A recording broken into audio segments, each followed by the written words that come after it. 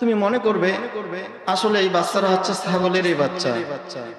পক্ষান্তরে তুমি দেখবে যদি এই ছাগলের বাচ্চাটা গাছের লতা পাতা না খায় সে খাচ্ছে গোশত, তাহলে বুঝে নেবে আসলে এই ছাগলের বাচ্চা এটা নয়, এটা হচ্ছে কুকুরের বাচ্চা।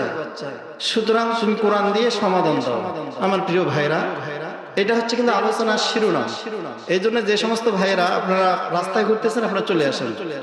তাহলে আলোচনার শিরোনাম হচ্ছে ছাগলের দুইটা মুখ, একটা মুখ হচ্ছে কুকুরের মতো আর একটা মুখ হলো ছাগলের মতো। এই লোক কি করলো, এই দুইটা জিনিস পরীক্ষা করার পর দেখলো এই ছাগলের বাচ্চারা ঘাস যখন দিল সে ঘাস খাওয়া শুরু করে দিল। পক্ষান্তরে ইমানে আজম বলেছিল যদি ছাগলের বাচ্চাটি ঘাস খায় তাহলে এটা আসলে ছাগলের বাচ্চা, আর যদি গোশত খায় তাহলে মনে করবে এটা কুকুরের বাচ্চা। কিন্তু এমন একটি পরিহাস, এমন একটি ইতিহাস রচনা হয়ে গেল, ওই সময় দেখতেছে এই ছাগলের বাচ্চাটি গাছের লতা পাতা ঘাসও খাচ্ছে, আবার এই ছাগলের বাচ্চাটি গোশতও খাচ্ছে।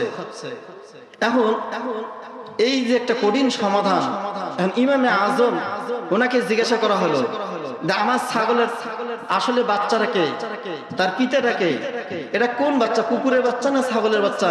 আমাকে কোরআন দিয়ে সমাধান দিতে হবে। তাহলে আপনারা যারা কোরআন দিয়ে সমাধান শুনতে চান, এক ছাগলের দুই মুখ, যেটা হচ্ছে পিছনটা হলো কুকুরের মুখ, সামনটা হচ্ছে ছাগলের মুখ। আজকে আমরা কোরআন থেকে সেই সমাধান দিব আসলে এটা ছাগলের বাচ্চা না কুকুরের বাচ্চা, ইনশাআল্লাহ। সম্মানিত উপস্থিতি, আমরা শুরুতে সেই মহান আল্লাহ তাআলার কাছে শুকর গুজার করতে যাচ্ছি যে আল্লাহ রাব্বুল আলামিন হাজার হাজার লক্ষ লক্ষ কোটি কোটি মানুষের মাঝ থেকে আপনাকে আমাকে যাচাই করে বাছাই করে দুনিয়ার একটি জান্নাতের বাগানে আসার বসার সুযোগ করে দিল। এই জন্য আমরা অন্তরের স্থল থেকে সকলে উচ্চ স্বরে উচ্চ আওয়াজে বলতেছি আলহামদুলিল্লাহ। প্রশ্ন হতে পারে যে আমরা আল্লাহ রাব্বুল আলামিনের কেন শুকরিয়া আদায় করতে পারি? এই সময় একটা আছে ধানের মৌসুম, ধান পাকতেছে। আমি আপনাদের কাছে একটা প্রশ্ন রাখলাম, জমিনে যে ধানগুলো আছে এই ধানগুলো একবারে পাকে না একটা একটা করে পাকে? তাহলে জমিনের ধানগুলো কিন্তু একবারেই পাকে।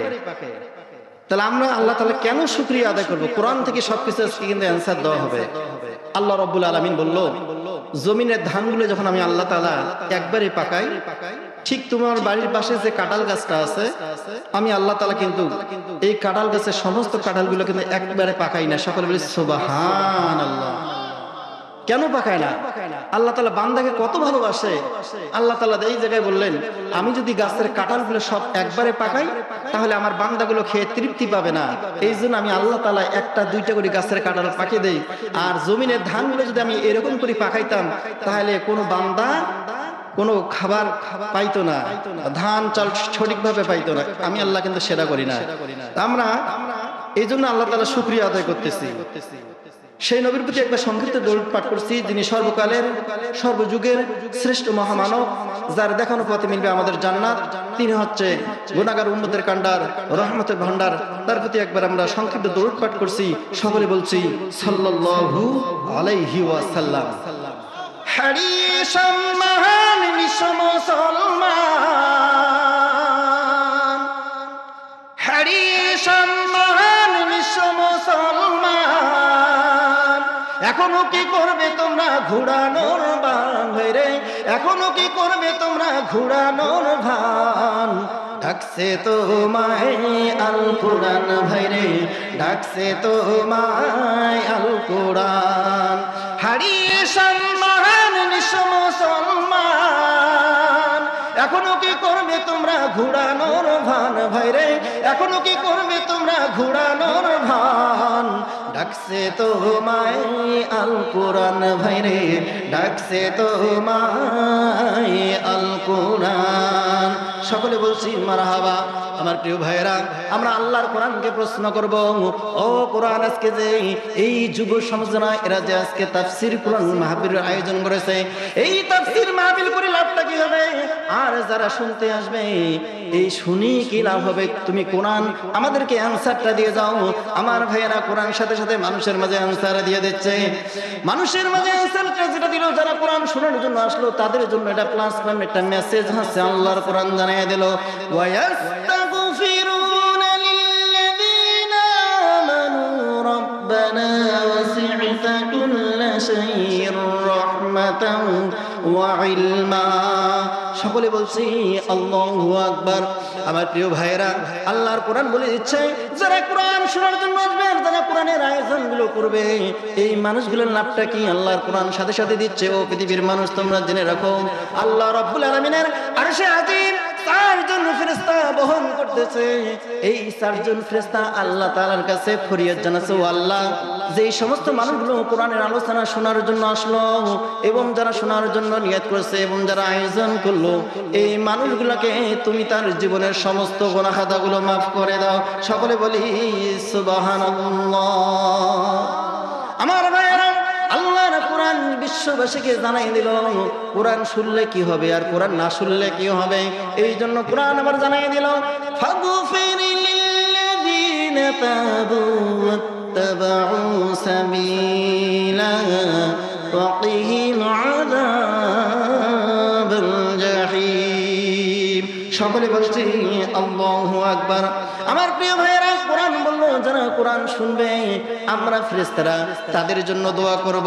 আর শুধু দোয়াই করব না, ওয়াকিহিম আযাবাল জাহিম, আমরা আল্লাহ তাআলার কাছে বলবো, ও আল্লাহ, তুমি যে জাহান্নামটা তৈরি করেছো, যেই সমস্ত বান্দাগুলো রাস্তায় ঘুরেফেরা না করে কোরআনের মাহফিলে আসলো, কোরআনের মাহফিলের দিকে বসলো, ও আল্লাহ, তুমি তাদের জীবনের সমস্ত গুনাহ খাতাগুলো মাফ করে দাও। শুধু কি তাই, গুনাহ মাফ করবে তাই না আমার প্রিয় ভাইয়েরা, আল্লাহ তাআলার কাছে বলবো, আল্লাহ, তুমি যে জাহান্নাম তৈরি করছো, যেই সমস্ত মানুষগুলো কোরআন শোনার জন্য আসলো, এই মানুষগুলোর জন্য তুমি আল্লাহ জাহান্নামটা হারাম করে দাও। সকলে বলি সুবহানাল্লাহ। আমার প্রিয় ভাইরা, তাহলে যারা কোরআন শোনার জন্য আসে তাদের গুরুত্ব হচ্ছে ফেরেশতারা ওই মানুষগুলোর জন্য দোয়া করে যে আল্লাহ তার জীবনের সমস্ত গুনাহ খাতাগুলো মাফ করে দাও। সকলে আমার ভাইয়েরা, ফেরেশতারা আল্লাহ তাআলার কাছে দোয়া করলো। পক্ষান্তরে আল্লাহ রাব্বুল আলামিন বলল, ফেরেশতাই যদি দোয়া করে, আমি আল্লাহ তাআলা তাদের জন্য আরেকটা মেসেজ দিলাম, যারা কোরআন শোনার জন্য আসবে আর কোরআন বোঝানোর জন্য আসবে, এই মানুষগুলোকে আমি আল্লাহ রাব্বুল আলামিন এমন একটি পুরস্কার দেব। সেই পুরস্কারটা হচ্ছে, আমি আল্লাহ তাআলা তাদেরকে গুনাহ মুক্ত করে আমি আল্লাহ রাব্বুল আলামিন তাদেরকে বাসায় ফিরে নিয়ে যাব। সকলে বলি সুবহানাল্লাহ। আমরা বললো, কোরআন আমরা এটা বিশ্বাস করি না, তুমি কোরআন আমাদেরকে অ্যানসারটা দিয়ে দাও। কোরআন সাথে সাথে জানাই দিল, ইন তাজতানিবু কাবাইরা মা তুনহাউনা আনহু নুকাফির আনকুম সাইয়্যাতিকুম ওয়া নুদখিলুকুম মুদখালান কারীমা। সকলে বলি আল্লাহু আকবার।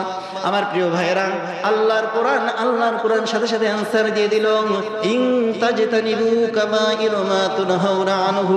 যারা কোরআন শোনার জন্য আসে আর যারা কোরআন বোঝার জন্য আসে, এই মানুষগুলো কাবীরা বড় ধরনের যদি কোনো গুনাহ না করে, আল্লাহ রাব্বুল আলামিন বিশ্ববাসীকে জানাই দিল, এরা যদি জমিন থেকে আসমান পর্যন্ত গুনাহ করতে থাকে আর গুনাহে ভরপুর করে ফেলায়, আমার আল্লাহ রাব্বুল আলামিন এই মুহূর্তে মেসেজ দিয়ে জানাই দিল, ওই বান্দার জীবনের সমস্ত গুনাহ খাতাগুলো আমি আল্লাহ মাফ করে দিলাম।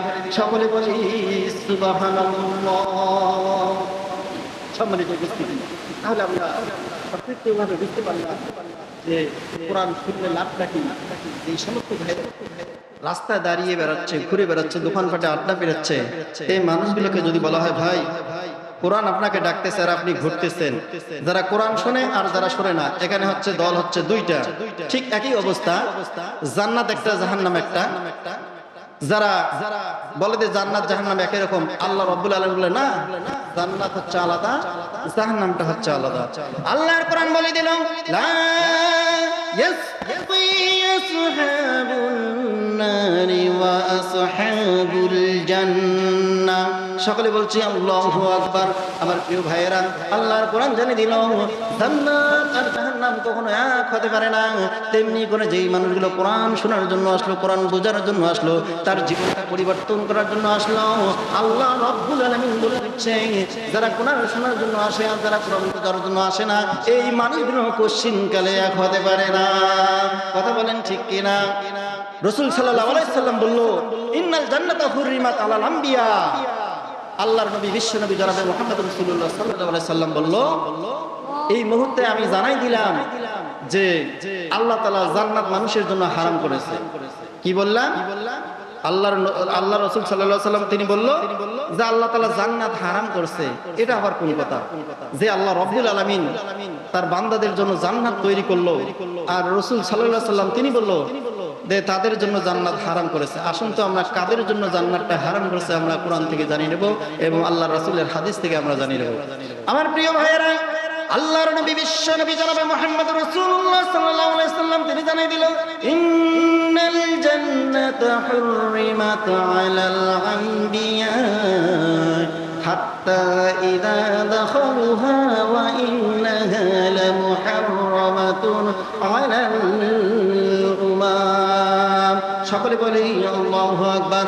আমার প্রিয় ভাইয়েরা, আল্লাহর নবী বিশ্ব নবী জনাবে মুহাম্মদ রাসূলুল্লাহ সাল্লাল্লাহু আলাইহি সাল্লাম তিনি বলল জান্নাত তাদের জন্য হারাম হয়ে যাবে। আমি নবী এবং আমার উম্মত যতক্ষণ পর্যন্ত জান্নাতে যাবে না, আল্লাহ রাব্বুল আলামিন ততক্ষণ পর্যন্ত যতগুলো নবী রাসূল প্রেরণ করেছে না কেন, ওই নবীর যতগুলো উম্মত আছে না কেন, আল্লাহ তাআলা সমস্ত নবী এবং সমস্ত উম্মতদের জন্য আমার উম্মত যতক্ষণ জান্নাতে যাবে না ততক্ষণ পর্যন্ত জান্নাতটাকে হারাম করে দিয়ে দিল।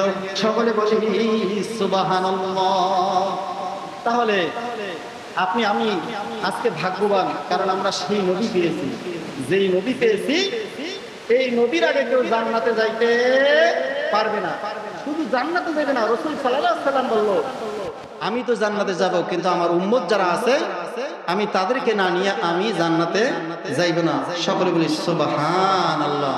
আমার প্রিয় ভাইয়েরা, তাহলে এখান থেকে আমরা বুঝতে পারলাম যেই নবী বলল যে আমি নবী যতক্ষণ পর্যন্ত জান্নাতে যাই নাই বা আমার উম্মত যতক্ষণ পর্যন্ত জান্নাতে যাই নাই ততক্ষণ পর্যন্ত আল্লাহ রাব্বুল আলামিন সমস্ত নবীদের জন্য জান্নাতটাকে হারাম করে দিল, সমস্ত নবীর উম্মতগুলোর জন্য জান্নাতটাকে হারাম করে দিল। আমার প্রিয় ভাইয়েরা, তাহলে আপনাকে আমাকে বুঝতে হবে আমরা সেই নবীর উম্মত যতক্ষণ পর্যন্ত আমরা জান্নাতে যাব না ততক্ষণ পর্যন্ত আল্লাহ রাব্বুল আলামিন সমস্ত নবীদের জন্য জান্নাতটা হারাম করে দিল, সমস্ত নবীর উম্মতগুলোর জন্য জান্নাতটা হারাম করে দিল। আজকে আমরা সেই নবীকে নিয়ে বাজে মন্তব্য করতেছি, সেই নবীকে নিয়ে আজকে কুরুক্তি করতেছি, সেই নবীর আজকে ব্যঙ্গ করতেছি।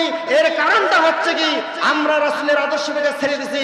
ছেড়ে দেওয়ার কারণে আজকে ইহুদি নাসরা খ্রিস্টান বৌদ্ধ যারা আছে আমার নবীকে তারা অপমান করতেছে। কথা বলেন ঠিক কি না? এ মুসলমান, কথা বলতে হবে। আর কিসের ভয়, কিসের চিন্তা? এই জায়গা থেকে শিক্ষা গ্রহণ করতে হবে। আমরা আর কারো হুমকি ধমকি ভয় পাই না, আমরা শুধুমাত্র একমাত্র কেবলমাত্র আমার আল্লাহকে ভয় পাই। কথা বলেন ঠিক কি না? আমরা কোন নাস্তিক মুর্তাদের কাছে আর ভয় পাই না। আমার প্রিয় ভাইয়েরা, তাহলে আল্লাহর নবী তিনি কি জানাই দিল যে ততক্ষণ পর্যন্ত আল্লাহ তাআলা তাদের জন্য জান্নাত হারাম করে দিবে যতক্ষণ পর্যন্ত আমার উম্মতগুলো জান্নাতে যাবে না। তাহলে আপনার আমার পাওয়ারটাই হচ্ছে আলাদা। কথা বলেন ঠিক কি না?